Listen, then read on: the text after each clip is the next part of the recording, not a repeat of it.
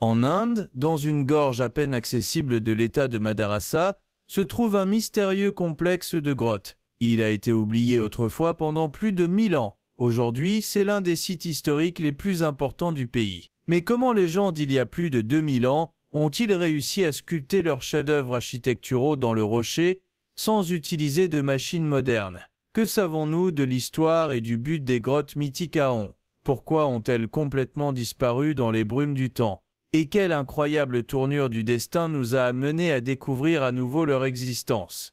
Un tigre et un officier se rencontrent. Ce qui peut sembler le début d'une blague est en réalité l'histoire de la découverte de l'un des plus grands trésors d'art de l'Inde. Le 29 avril 1819, l'officier de cavalerie britannique John Smith chassait un tigre près de la ville d'Arod, dans l'état actuel du Maharashtra. Le grand chat rayé, cependant, n'avait aucune intention d'être pris.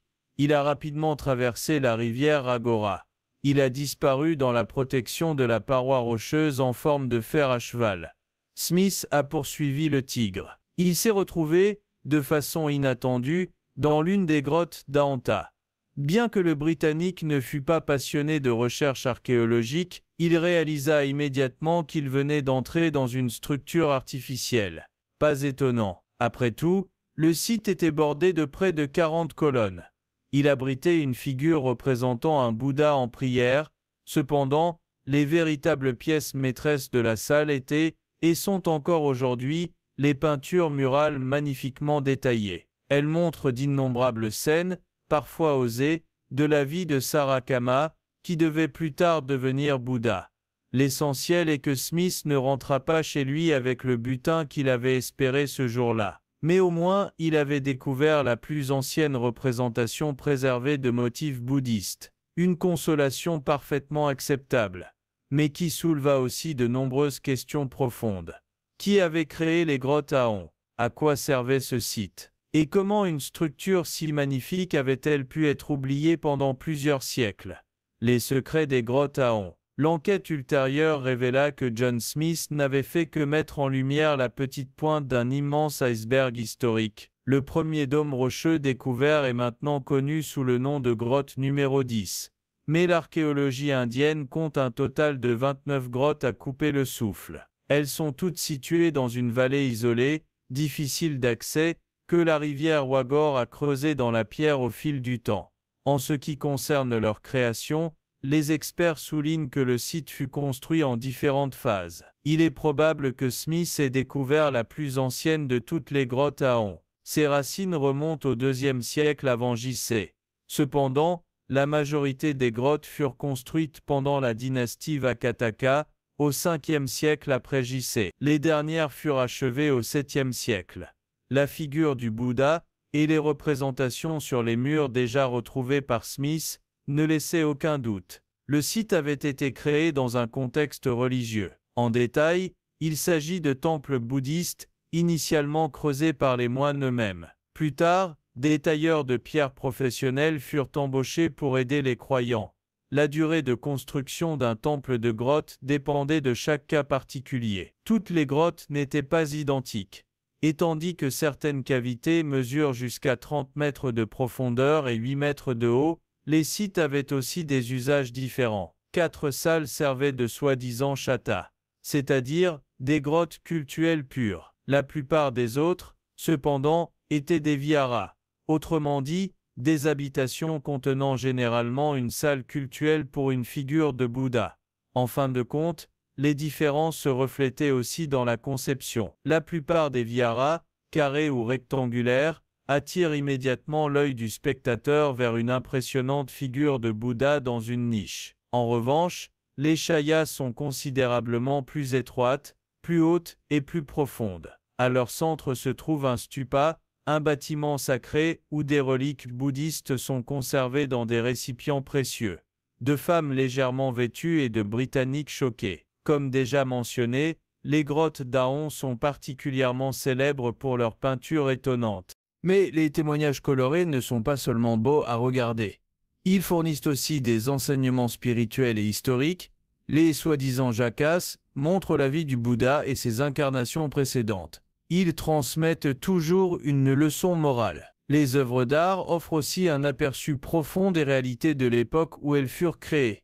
En conséquence, les coiffures, les vêtements et les bijoux des femmes reflétaient probablement l'étiquette de la vie de cour. Et en parlant de femmes, pour certains, voir des dames légèrement vêtues dans une retraite de moines pieux pouvait surprendre.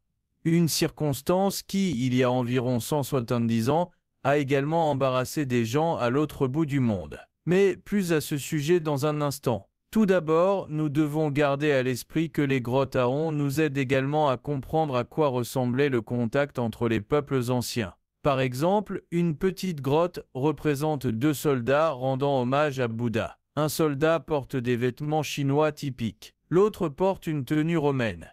Les créateurs de l'œuvre savaient donc à quoi ressemblait un uniforme romain. Cela souligne le fait que l'échange culturel entre l'Inde et la région méditerranéenne doit avoir eu lieu à l'époque. Cependant, nous ne pouvons pas dire avec certitude à quoi ressemblait cet échange en détail. Mais si les habitants de l'Inde ancienne et les Romains se sont vraiment rencontrés en personne, étant donné que l'Empire romain, dans sa plus grande extension, comprenait également la Mésopotamie au Proche-Orient, cette connexion a pu suffire à ouvrir la voie à l'œuvre d'art dans les grottes à On. Cependant, les moines de cette époque savaient non seulement quels vêtements étaient à la mode dans la Rome antique, ils savaient également comment créer des peintures qui vous coupent le souffle encore aujourd'hui. Plus précisément, cela fait référence à la représentation en perspective exceptionnelle de la tridimensionnalité. Il semble en fait qu'un balcon se détache littéralement vers le spectateur. En termes de contenu, les motifs vont du gai au pénible. Par exemple, nous voyons un singe effronté couvrant les yeux d'une vache. Ailleurs, nous sommes accueillis par l'expression douloureuse d'une princesse mourante. Elle ne peut pas accepter le fait que son mari Nan la quitte pour toujours pour suivre Bouddha dans l'abstinence. Le fait que l'amour puisse être une épée à double tranchant est également montré. Une peinture représente des sorcières qui séduisent des hommes, seulement pour les poignarder par la suite, et les démembrer. Cependant, la galerie d'images antiques ne laisse pas seulement les téléspectateurs modernes bouche bée. Non, les contemporains de John Smith ont également reconnu la signification exceptionnelle des œuvres. Et donc, en 1844, la Royal Asian Society of Great Britain a chargé le major Robert Gill de faire des copies des peintures murales. Il a poursuivi la mission avec une grande passion. Il a bravé non seulement l'énorme chaleur, mais aussi les tigres et les dangers posés par la tribu guerrière Biel. Après tout, que ne feriez-vous pas pour un vrai scandale? Du point de vue d'aujourd'hui, cela peut sembler amusant. Mais lorsque les œuvres de Gill ont été exposées dans le Crystal Palace à Londres, la société victorienne a été choquée par leur permissivité. Cependant, quiconque pense que les Londoniens ont évité les images offensives se trompe. En fait, c'est précisément l'indécence qui les a transformés en un véritable plaisir de foule. Pourquoi les grottes à On sont menacées? Mais pourquoi a-t-il fallu jusqu'au milieu du XIXe siècle pour qu'une exposition d'art controversée atteigne Londres victorien? En d'autres termes, qu'est-ce qui a fait disparaître ce site du patrimoine mondial de l'UNESCO de la conscience humaine pendant des siècles? La réponse réside dans la grande vague d'hostilité envers le bouddhisme qui a balayé la vallée au 7e et 8e siècle. Les moines ont été expulsés. Les débris des falaises rocheuses ont fini par ensevelir le complexe. Le site abandonné a finalement été effacé de la mémoire collective. Il a fallu plus de 1000 ans pour changer cela. La redécouverte sensationnelle a attiré les archéologues. Elle a également attiré des pillards.